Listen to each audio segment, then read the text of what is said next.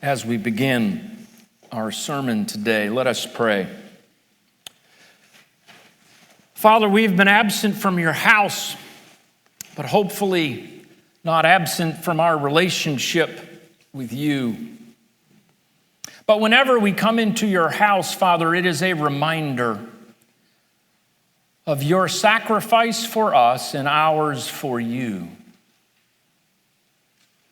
Father, as we learn from your word this morning, open our hearts and our minds and our soul to the truths contained within. Help us, Father, to get over being so human and getting in the way of that which you have for us. And Father, help us to accept your love. And then, Father, help us act by sharing it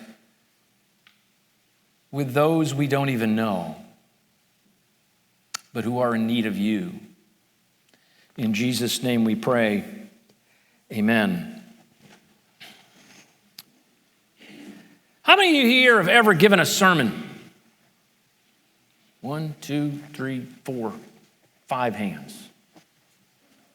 How many of you here have ever been excited about something? Ever in your life, anything at all? I want to ask a question. Everyone can get their hand up too. I've been excited to start this series now for 4 weeks.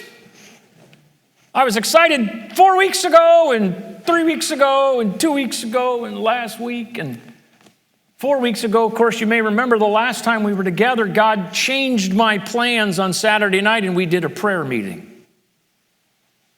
And it was really funny when I announced that from the pulpit to see some of your faces. Like I could read some minds, like he's just trying to get out of doing a sermon. No, really, what it is a big part of what I do in my preparation is I spend time talking to God. And I try really hard to be open to his leading. And I had some people tell me after that session that they were immensely touched just by the fact that we did that and not a regular Sunday. And that's all I need to hear. So then it came time to do this series that we're about to embark upon, and I had it all worked out in the calendar. It was so exciting. We had 7 weeks before Palm Sunday and then Easter. And the book of John, as you'll find out today, has 7 miracles in it. And I thought, 7 weeks, 7 miracles, it's perfect. And then we had bad weather. And I thought, okay, I can double up once, we'll be all right. And then we had bad weather again. And I'm like, okay, this is going to take some creativity now to figure this out. And then we had bad weather again. And I'm like, okay, Lord, what is the point here? And I hope that the point for you was that God gave you an opportunity to spend some individual time with him. And I hope to get through these same 7 miracles now in the 5 weeks we have left. And I hope to do them justice. But I want to encourage you, because in some cases we're going to have to compress some things, to make it a mission over the course between now and Easter to read through in your own time the Gospel of John. As you are probably aware, there are 4 Gospels. Matthew, Mark, Luke, and John are the way they are contained in most of our Bibles today. Matthew, Mark, Luke, and John. And what's interesting is that each gospel writer not only wrote to a different group of people by design, but each one had a different point or a different mission that they were trying to accomplish with each gospel. Did you know that? That they weren't just all blanket written for everybody, but they were actually targeted to different people. So for example, Mark wrote his gospel starting with the baptism of Jesus. Matthew begins with the genealogy or the history of the line of David leading to Jesus. A completely different take on Jesus' life. Luke begins his gospel with the interaction between Zacharias and the angel in the Holy of Holies, and the announcement of the pregnancy of Elizabeth, and subsequently the one who was born became known as John the Baptist. 3 different gospels, 3 different starting points. John, however, begins further back. John begins literally with the beginning of time. And this is how John begins his gospel. In the beginning was the Word, and the Word was with God, and the Word was God. He was in the beginning with God. All things were made through him, and without him was not anything made that was made. Do you get the idea? The Word matters. The Word, of course, is Jesus. And as John then goes through his gospel, and there's a whole sermon on that we could give that I'm just skipping right over to get to where we want to go today. What's interesting is John actually proclaims the purpose of his gospel in his gospel. Now, he does it towards the end, back in chapter 20. And he says, many other things did Jesus do which are not written. But these things were written that you might believe that Jesus is the Christ, the Son of the living God, and by believing have life in his name. So if anyone ever asks you what is the purpose of John's gospel, John gave it to us right in his gospel. The purpose of John's gospel was that by seeing the miracles of Jesus, you would believe that Jesus is the Christ. Now I want you to think for a minute about your journey to Christ. Go ahead. Think back. How many were raised in a Christian home? How many were not? Anyone here raised in a pseudo-Christian home? You know, they go to church on Christmas and Easter, and they talk about God, but they never read the Bible. I went to church every week, but to my recollection, turns out not to be true, but there was no Bible in the house. There were morals taught, but we didn't live a Christian lifestyle. And I'm not being critical of my parents. They were emulating what they were taught.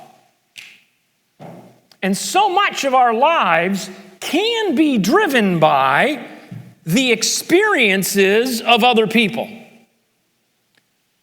The most significant persons there, of course, are our parents. But the beauty part about life is at some point, you get to choose. You get to choose to live differently or the same.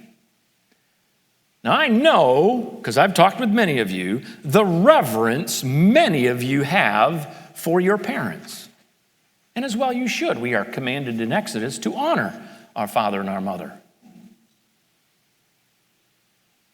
Not all of us had those same positive role models.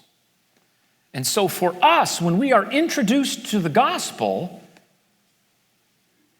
we actually have an opportunity to have the Father maybe we never had. To experience love maybe in a way we never have when we were growing up.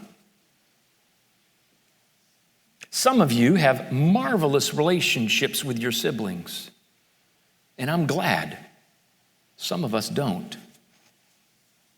Lots of different reasons for that. But all of those people in our lives when we are young, they formulate who we are, either for the positive or for the negative. And usually it's a combination of both, isn't it? Right? But at some point, we are left to discover for ourselves. In my particular case, and I don't want to belabor my story, but I don't know your story, God used people to intervene in my life and to generate within me, because of their example and their treatment of me as an adult in my 20s, the call of God on my life began. And when I called up Pastor Ray on that Friday night at 9 o'clock and said, I don't know if you remember me, but I want to learn about Jesus. How do I do that? To this guy I had met once 9 months before. And his answer to me was, son, do you have a Bible? And I said, no. I said, but I can go buy one tomorrow. All I remembered really about the Bible from growing up is it was big. It was thick. It had lots of words. Because see, in my church experience as a Catholic, just like now in our church, we don't have Bibles in the pews. We took them out because of COVID. We had missalettes in our church pews. And missalettes are nothing more than like a Reader's Digest of the Bible, with selected excerpts arranged along with other articles about the Catholic tradition and missionaries around the world. And they were these little books. It was like a little Reader's Digest. But it wasn't the whole Bible. So all I'd ever seen of the Bible was the giant one that the priest had on, that place up front. That altar that he tested his knee strength every time he walked by. Some of you will understand that. But Pastor Ray said, Mike, when you get a Bible, find the book of John and start there. So to this day, when I have conversations with people and they want to know about Jesus, my advice to them is the same place. Start with the book of John, because John was written so that you might believe that Jesus is the Christ. The purpose of the book was to bring out from Jesus' life his little bit about his history, but mainly about his mission here on earth. So how did the gospel come to be? The gospel, oddly enough, was the last of the 4 gospels to be written. Now, it's not like somebody had an accurate timeline calendar way back 2,000 years ago, but most theologians believe today that Mark was written first, and then Matthew, and then Luke. And yes, Ted, I could get into the Q-source document and all that stuff. I'm not going to go there. But basically, that Mark's gospel was first, Matthew was next, and finally Luke, and then eventually John wrote his. So John had all the other gospels to look at before he recorded what he recorded, with, of course, the prompting and the guidance and the inspiration of the Holy Spirit. So there's a whole bunch of things in John's gospel that are not contained in the other 3. And there's a whole bunch of things in the other 3 that are not contained in John's, because John wrote his last. And he had the ability to see the other 3 and said, oh, you guys didn't talk about this, and you didn't talk about that, and you didn't talk about this, and you didn't talk about that. And oh, by the way, here's some other things that I could talk about that you didn't talk about. So to really get a full understanding of Jesus, the 4 Gospels give you the whole picture.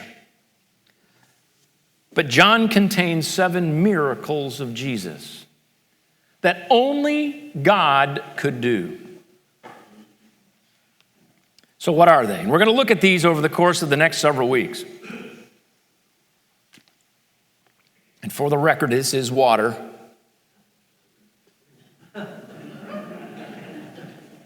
Not wine. The first one was to turn water into wine. We're going to look at that one today. And then I'm not going to go through the whole list, but you're going to see literally 7 miracles that transpire over the course of Jesus' ministry that are recorded in the Gospel of John. Now, John also tells us later that there's a whole bunch of things they never recorded.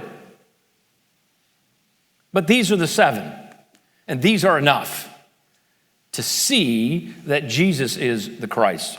So if you have your Bible on your phone, or you were really awesome and brought your own Bible with you, turn to the Gospel of John. We're starting in chapter 2. If you didn't, we went ahead and put them on the screen for you. On the 3rd day, there was a wedding at Cana in Galilee, and the mother of Jesus was there. How many of y'all like weddings? I didn't hear that comment, but okay. Somebody laughed, must have been good. Jesus was also invited to the wedding with his disciples. Now, in today's day and age, when you do weddings, and I know because we got one planning going on in our house, you do all kinds of planning. You figure out, how many people are coming, right? You figure out who's not coming. God, I hope he doesn't come. You got that list too sometimes. Right? My wife and I eloped and Mama got mad. We had to do a wedding. Mama got mad. Mama got, doggy mad. And so we did a wedding where my wife's family was in Virginia. I was in Washington State. My mom was in Florida. So of course we got married in New Hampshire. And everybody came nowhere central, but everybody came to New Hampshire. And it was just myself, my siblings, and a couple of relatives that lived up there. I think the total attendance was 17 people, if it was that many. And weddings in the old days, though, were a different affair. It was like everybody showed up. And like if you had even heard of the person. Oh, they live 4 streets over in the 3rd house in the upper deck. They're having a wedding. And so everybody showed up, and the challenge of the weddings of old was if you were the marrying people, you had to feed everybody. And oh, by the way, you had to bring them something else too. We'll get to that. And it was a big deal. Today in India, they tell me, and I had a lady friend of mine, a professional colleague that was Indian, and she met her husband on the day of her wedding, Miss Becky. Met her husband on the day of her wedding. Met him. Do you? Okay. No idea what she was getting. The wedding lasted 7 days. The whole village, 2,000 people for someone she had never met. So in some cultures, they still do the binge. Here, we're like trying to limit it. How many people can we not invite? Because we got to pay for all these people. Jesus was invited with his disciples. When the wine ran out, whoops, that's a major social faux pas even in today's world. Right? Don't let the booze run out. When the wine ran out, the mother of Jesus said to him, "They have no wine." Why is it always the moms that are worried about social relationships and reputations? Don't hang around with Johnny because, mom's worried. They have no wine. And Jesus said, "Woman, what does this have to do with me?" Now, before you ladies get offended, this is not like a disrespectful woman. What's that got to do with me? Woman was a term of endearment. It was a term of respect. It was Jesus' mother, after all. Women, what does this have to do with me? My hour has not yet come. Now, I love sharing this passage of Scripture because here's what we forget. We forget the Immaculate Conception. We forget the visit of the angel to Mary saying, "You're going to birth God." Remember the end of that story? And she kept these things in her heart. And she grew this child For roughly 33 years, he becomes his own young man, and the whole time she's holding on, wondering when Jesus is going to step up and step out. Wondering, waiting. And so here's this beautiful opportunity at this festive civic event. And Jesus' reply is, "Woman, my time's not come yet." How many know mama's got ways of persuading things that nobody else in your life's got? How many had one of those mama didn't even need to speak? All she had to do was look at you. I know a few folks had a dad like that. All dad had to do was put the book down. Everything stopped. Right? My mom had the opposite approach. She didn't wait for you to interpret her looks. She let her voice do the talking for her. And she did it quite loudly and quite insistently. I suspect Mary was a little bit more the quiet type. And so Mary's response to Jesus' "my time has not come yet" was, his mother said to the servants, "Do whatever he tells you." Whoops. She's having none of that. She's having none of that. And so, unfortunately, the Bible doesn't tell us Jesus' emotional response. But can you picture in your mind Jesus going, "Fine"? Can you picture that at all? Is he ready to step out? Now, there were 6 stone water jars there for the Jewish rites of purification, each stone jar holding 20 or 30 gallons. How many jars?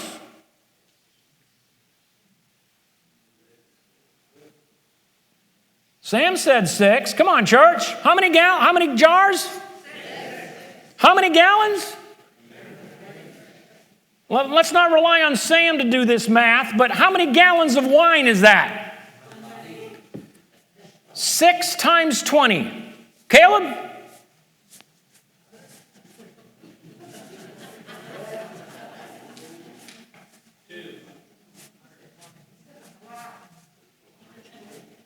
How many know that's a lot of wine?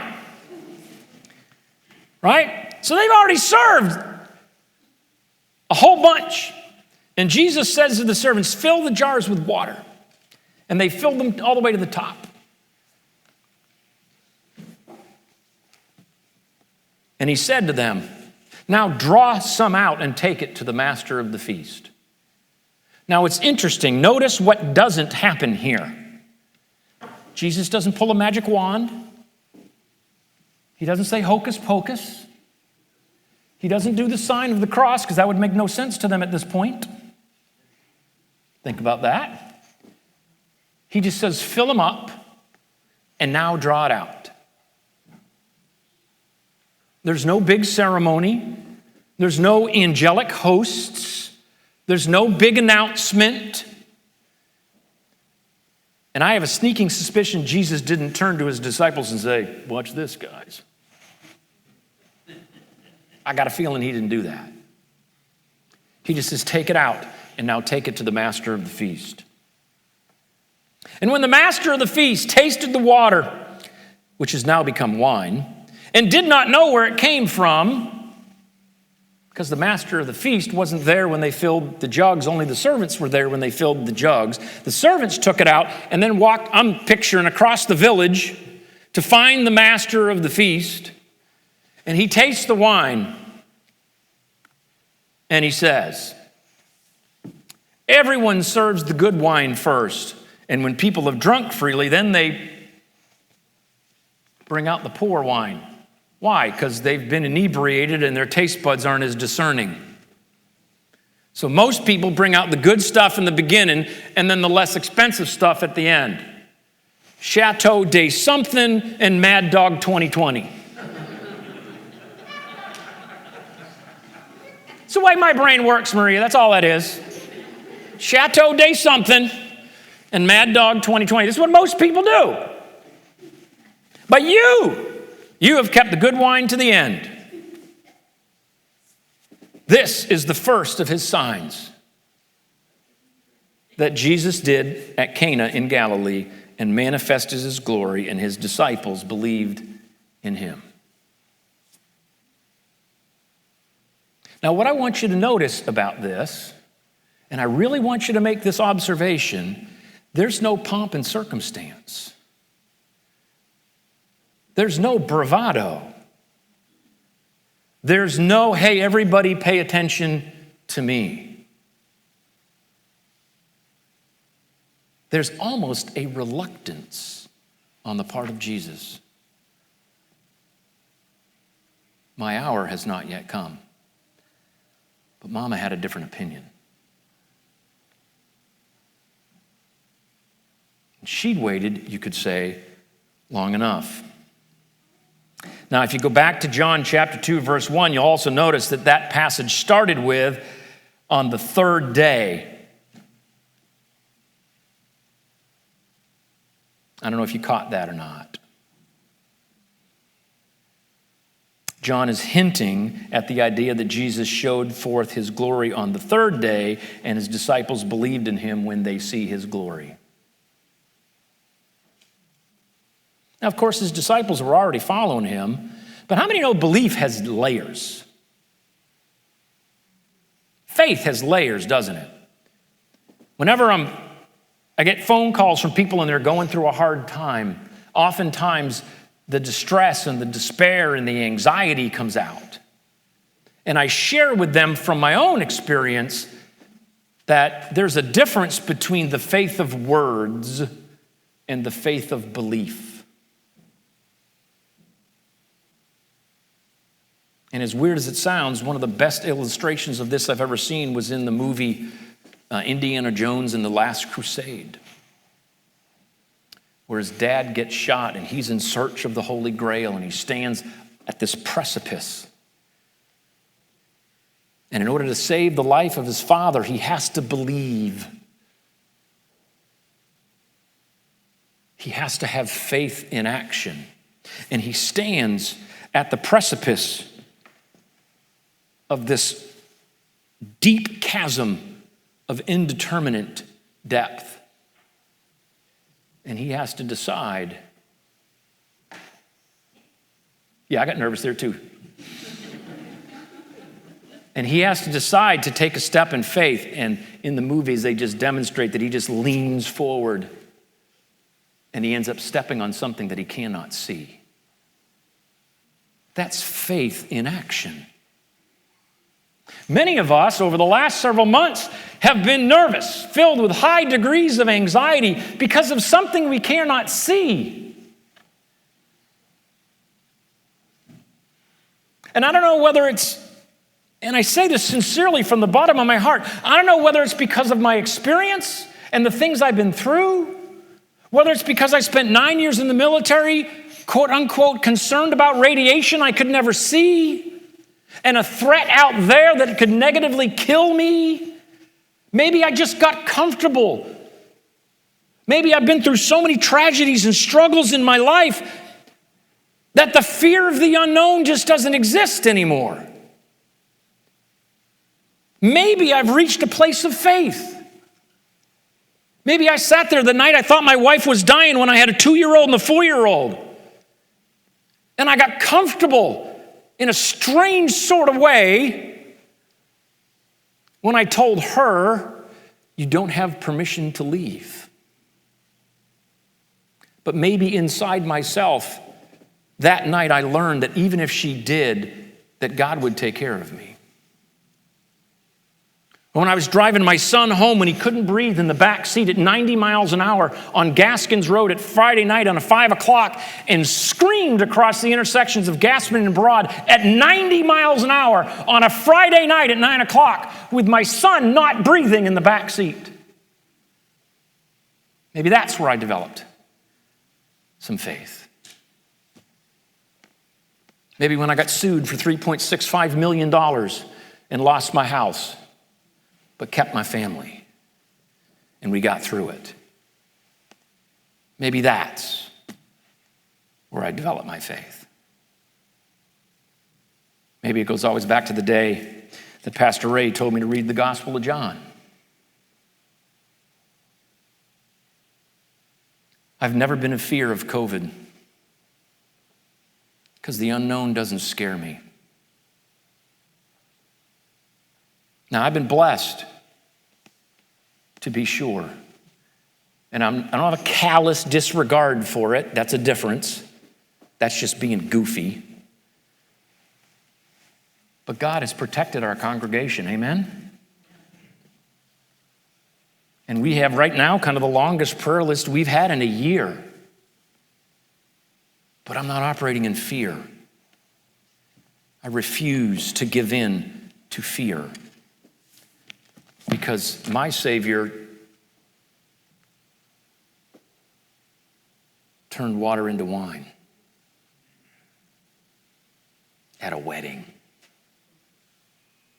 And it was the good stuff. Chateau de Jesus. John told us in his gospel that the purpose of his gospel was to get us to believe. And he shows us, and we'll reveal these over the course of the next several weeks, 7 different times that Jesus stepped up to reveal who he was. My question to you this morning is a very simple one. Is Jesus your Lord and Savior? It's a pretty simple question. At the beginning, I talked about awareness and having an openness to God speaking to your heart. We've just seen through books 2,000 years old, maintained through all the years and all the writings with a degree of accuracy never before seen in the history of man. Jesus turned water into wine. That's never been the issue for us as human beings. It's not, is Jesus God? The gospel, and you'll see over the next several weeks, the proof is undeniable. The issue is us. The issue is whether you and I will live as humans in fear of the unknown, or whether you and I will live as believers in Jesus Christ. So where are you this morning? Have you accepted that Jesus is Lord? Now, when Pastor Ray told me to read the Bible that night, I didn't even know really what I was doing. I didn't know what I was reading. And man, the first time through, I was like, get her done. I just wanted to get through it. And then I went back and I read it again. And then he gave me a different book to read, the book of Romans. And boy, that boy, sentences 87 paragraphs long. I mean, it was crazy. But it was the Gospel of John that did it for me. It was the simple fact of Jesus doing miracles that got my attention. Now, for most of us in the sanctuary this morning, we've already accepted Christ as my Savior. So hopefully that's not a question. If that is not you, I would love to have a conversation with you about that. It's just a belief thing. You just have to believe. You have to take a step of faith. But my question for the rest of you who have already done that at some point in the past as a young person, an older person, a teenager, a 10-year-old, or as an adult like I did. The question is not, do you believe? The question is, are you living as if you believe?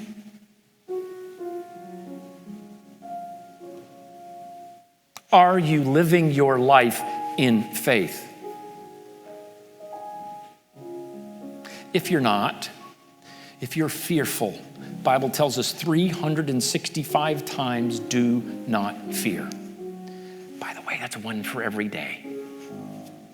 Want a good Bible study? Go find them all. Use a KJV, it's easier to find them. Do not fear. Do not fear the virus. Don't be goofy, but don't fear it. Take precautions, be smart, but don't fear it. Don't fear violence. Yes, there's violence in the world. Don't fear politics and the outcomes of it. Don't get wrapped up in the world. Be concerned, pray, but don't be overcome. For Jesus has overcome the world. Spend some time over the course of the next month reading the Gospel of John. We're going to spend the next 4 or 5 weeks looking at these miracles. The more reading you do, hopefully the more you'll get out. If you need a Bible, let me know. I got about 180 of them in different places in this church. They're yours for free. If you have one, read it. Thank you, Jim. Let us pray. Father God, we stand here this morning as your humble followers. If there is anyone in this sanctuary this morning that does not know you, Father, move in their hearts. If they wish to let us all know now, Father, we open ourselves up to that. We call upon the movement of the Spirit to prompt.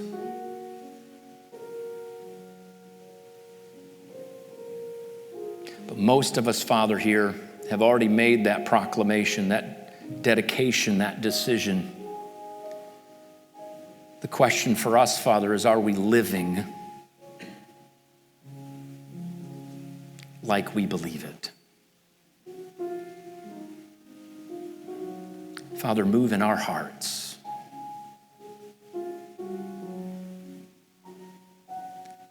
Help us to live a life worthy of the calling.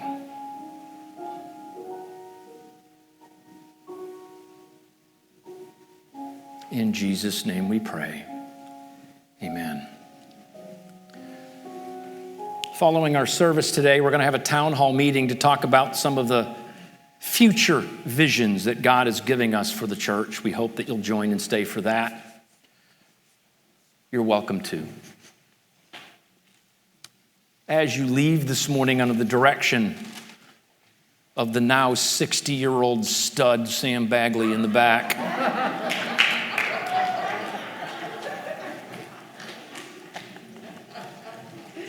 Sam, I hope in 2.5 years when I get there, I look better than you do. Highly doubtful, but it's a nice goal. Sam's going to lead us out, and I'm going to ask this morning that you follow his instructions. And he'll guide you out row by row, and we'll ask you to exit. It's a COVID protocol thing. Thank you for being here. I pray that you were touched, and I pray that over the course of the next several weeks, through your reading of the infallible Word of God, that He will minister to your soul.